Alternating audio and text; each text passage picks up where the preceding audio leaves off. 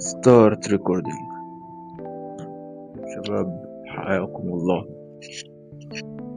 بقالي فترة بفكر في حاجات زي وليه البني آدم يقرر فجأة إنه يتغير أو يغير من حياته.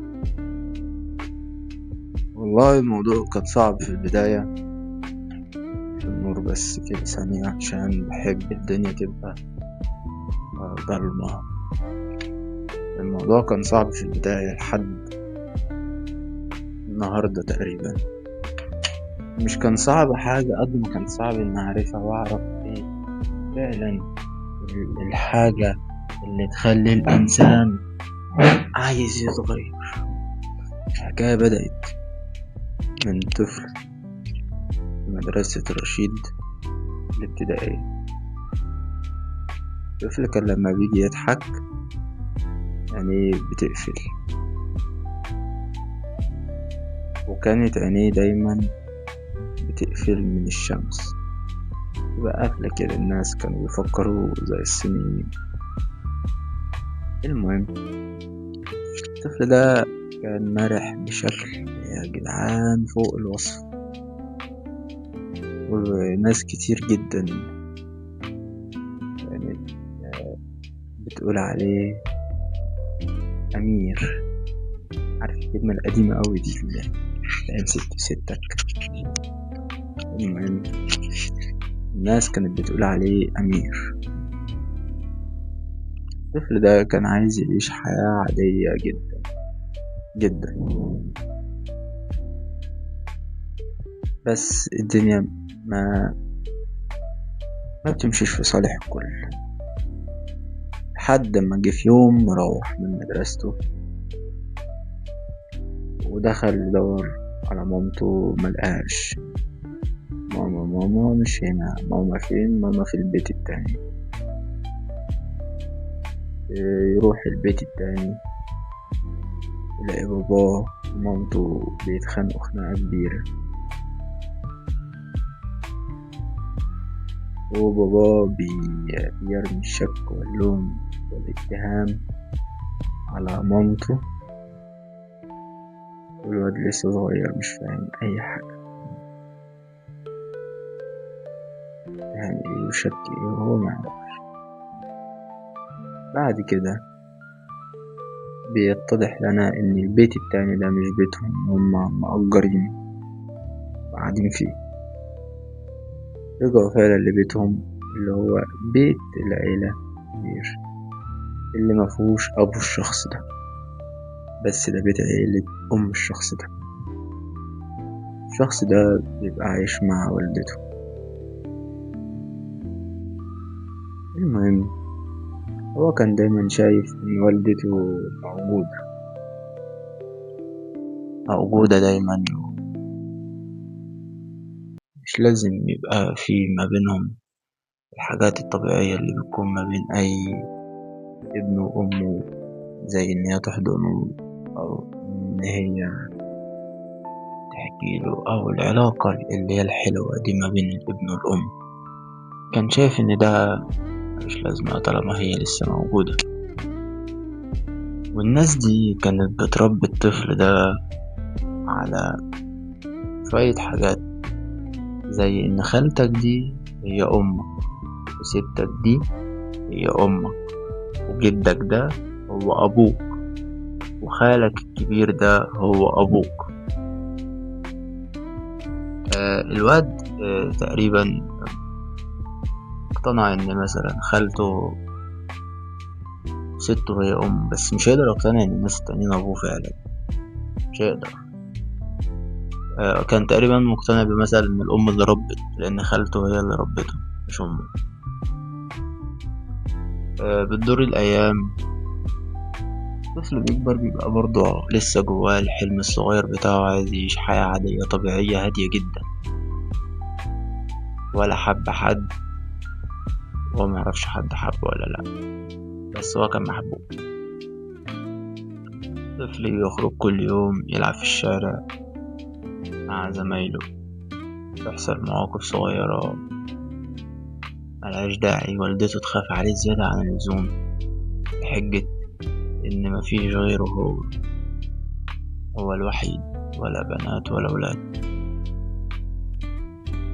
اتدخلوا جوه البيت واتقعدوا في البيت، وهو يقعد يشوف ولاد خاله اللي عندهم اخوات خرجوا وبيلعبوا مع بعض، ابن خاله وابن خاله التاني، الاتنين اخوات. هو كان بيتضايق، بس بعد كده اقتنع ان هو عادي بقى تاني، الحمد لله. او هو اقتنع تقريبا، الله اعلم باللي كان جوه.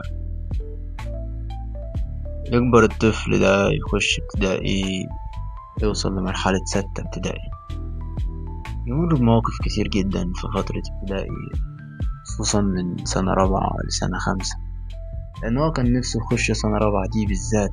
من أول ما بدأ يتعلم كان نفسه يكتب بالقلم الأزرق، وهو دخل سنة 4 ابتدائي وأمنيته اتحققت وكتب بالقلم الأزرق.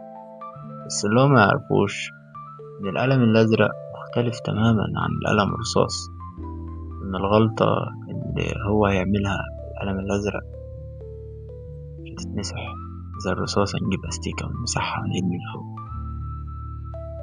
غلطة هتفضل سايبة غلطة، هتشخبط عليها وتشوه الصفحة،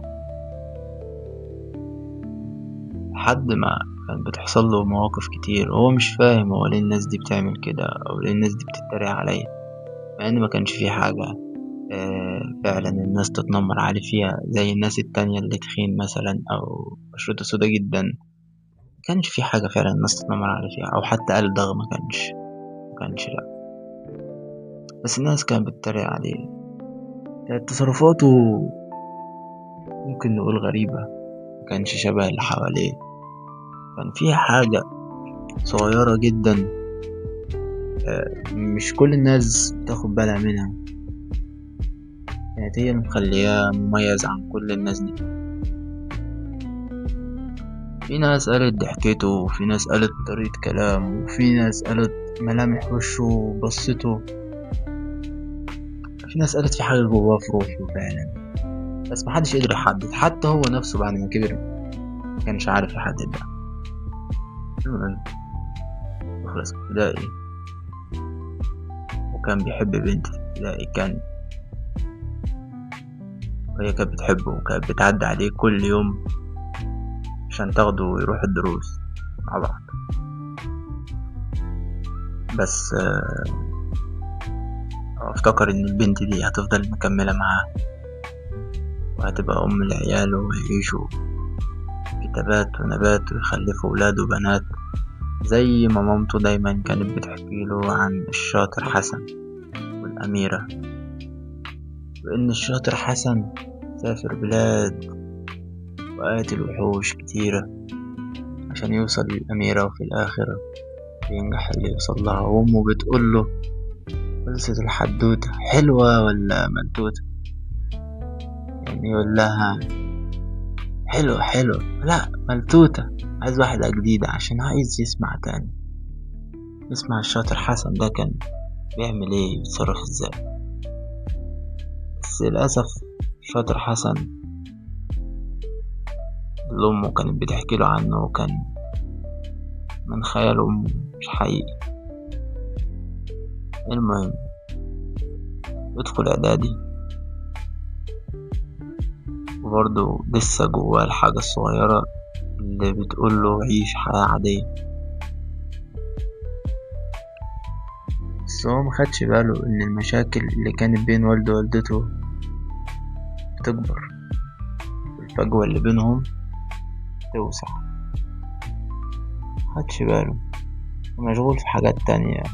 كان نفسه يعمل استنساخ للبشر من ال DNA في الخلايا الجذعية، وكان بيتكلم دايما ان هم جربوها على خرفان وعلى قرود ونجحت، ليه ما نعملش كده مع البشر.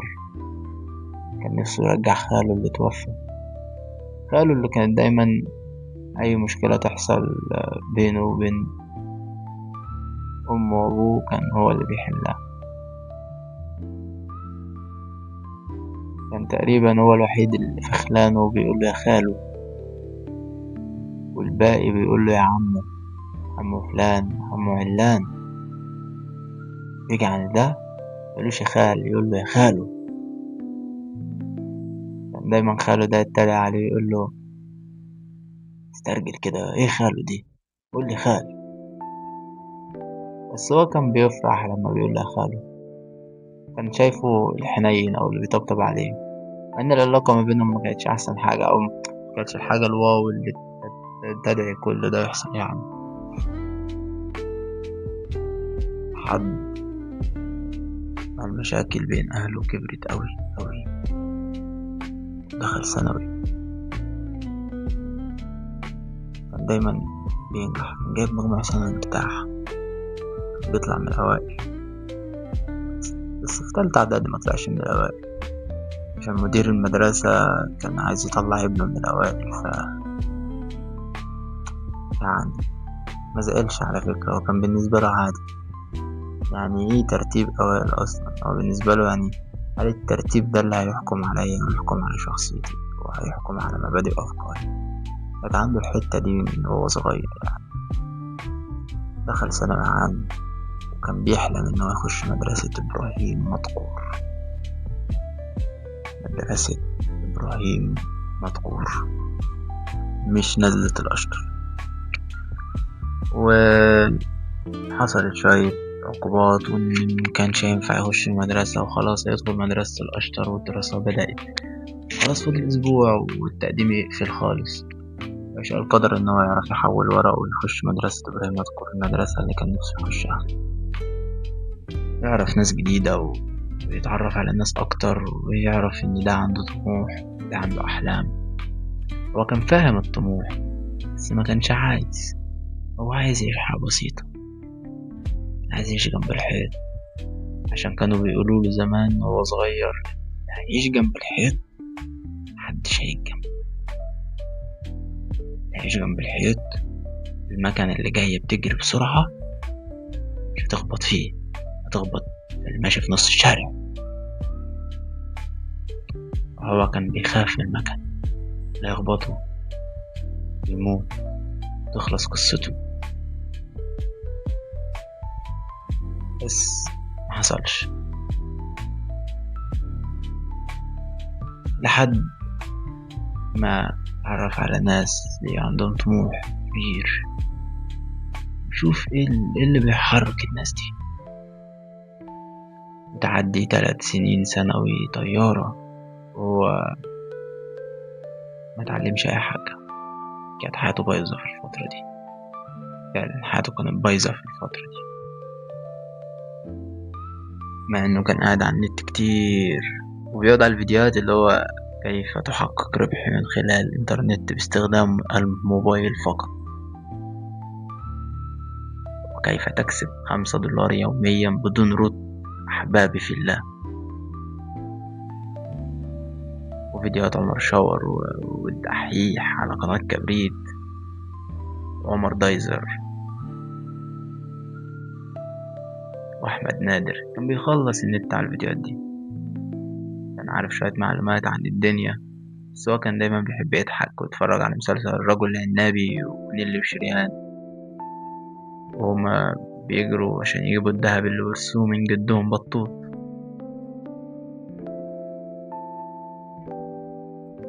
لحد ما ثانوية خلصت تيجي الأجازة ويكتشف إن هو مش هيعرف يعيش حياة هادية بسيطة، وإن الدنيا فعلا هتبقى قاسية عليه وهتدوس عليه أكتر وأكتر. فيبدأ يشوف بقى الحتة الحديدة اللي في إيده دي هتعلمه إيه. يلاقي كتب، فيديوهات، حاجة جديدة كان أول مرة يسمعها اسمها بودكاست. يعني إيه بودكاست؟ بجد كانت حاجة جديدة على ودنه ساعتها، واتسحل قوي في البودكاست ده، اللي هو بجد الناس بتقعد تتكلم من غير سكريبت ومن غير ما يحضروا. لو هو صغير كان بيتعب جدا ان هو يكتب او يألف سكريبت في دماغه للفيديوهات العبثية اللي هو كان بيصورها يوميات أب وابن أو يوميات أب مع الأسرة الكريمة.